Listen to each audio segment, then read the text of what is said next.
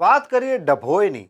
ડભોઈ તાલુકાના નડા ગામ પાસેથી પસાર થતી પાણી પુરવઠાની પીવાના પાણીની મુખ્ય પાઇપલાઇનના મુખ્ય વાલ્વમાંથી લીકેજ થઈ રહ્યો છે, જે ઠેર ઠેર વિસ્તારોમાં આ મુજબના લાઇનના વાલ લીકેજને કારણે પાણી કેટલાક દિવસોથી રોજબરોજ હજારો લીટર પીવાના પાણીનો વેડફાટ થતો રહ્યો છે.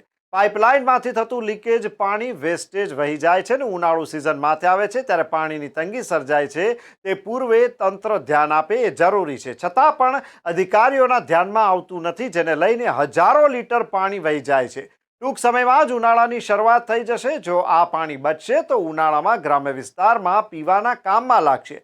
વહેલી તકે પાણી પુરવઠાના અધિકારીઓ લીકેજ વાલ્વ બંધ કરે તેમ પસાર થતા રહીશોની અને ગ્રામજનોની માંગ છે. ડભોઈ તાલુકાના નડા ગામના મુખ્ય માર્ગ પાસેથી પાણી પુરવઠા વિભાગની પીવાના પાણીની લાઈન ગ્રામ્ય વિસ્તારના લોકો માટે પહોંચાડવામાં આવી છે, ત્યારે પાણી પુરવઠા વિભાગનું તંત્ર બેધ્યાન છે અને રોજિંદા ઠેર ઠેર ગ્રામ્ય વિસ્તારમાં લીકેજ પાઇપલાઇનના વાલ્વમાંથી રોજિંદા હજારો લીટર પાણીનો બગાડ થતો હોય છે અને આ પાણી વેસ્ટેજ વહી જતું હોય છે. ત્યારે પાણી પુરવઠા વિભાગ દ્વારા વહેલી તકે રિપેરિંગ કામ હાથ ધરવામાં આવે તેવી આ વિસ્તારના રહીશોની ઉગ્ર માંગ છે.